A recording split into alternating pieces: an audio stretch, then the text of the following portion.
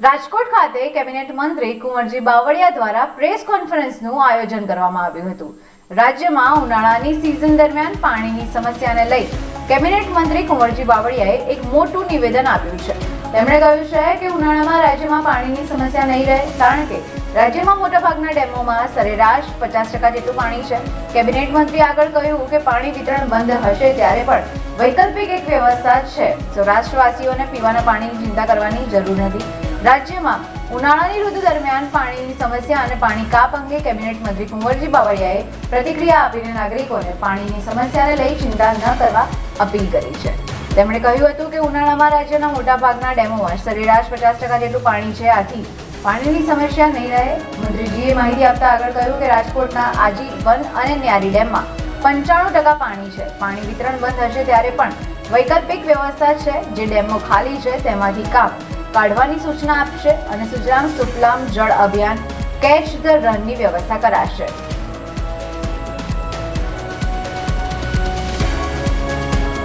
નહીં, હજી આ વખતને અમે એટલા માટે તમારા સૌના ધ્યાન ઉપર, દાખલા તરીકે અમને વાત થઈ કે આ કેનાલ આપણે બંધ કરીએ છીએ, તો એના માટેની વૈકલ્પિક વ્યવસ્થા જે અમે 1200 કરોડ રૂપિયાની આ વખતના બજેટમાં જોગવાઈ કરી છે। ભવિષ્યમાં લાંબા ગાળા માટે જે કેનાલો વર્ષો પહેલા બની છે એને બંધ રાખીને રિપેરિંગમાં મૂકવી હોય તો એની બાજુમાં વૈકલ્પિક વ્યવસ્થાના ભાગરૂપે અમે 1200 કરોડ રૂપિયાની જે બલ્ક પાઇપલાઇનો નાખવાના છીએ એ આગામી દિવસમાં નખાઈ જશે। પછીથી કેનાલ બંધ કરીએ તો પણ આ પાણી પીવાના પાણી માટે કોઈ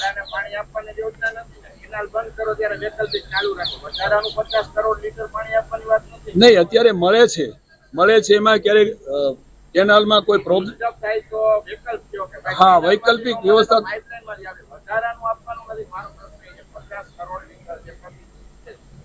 હું આપને કહું, દાખલા તરીકે અત્યારે ધોળીધજા ડેમમાંથી અમે વડોદ ડેમ સુધી પાણી લાવીએ છીએ, ત્યાંથી લિંક 2 અને 4 નું પાણી ઉપાડીએ છીએ। ત્યાં અમને પાણીની શોર્ટફોલ છે થોડુંક, એની બાજુમાં પાઇપલાઇન નાખીએ એટલે આપણને વધારાનું પાણી મળે, જેથી કરીને પમ્પિંગ સ્ટેશનમાં કોઈ પ્રોબ્લેમ ન હોય। એમાં કેનાલમાં કોઈ વખત પાણી ઓછું મળતું હોય તો એની બાજુમાં બીજી પાઇપલાઇન હોય તો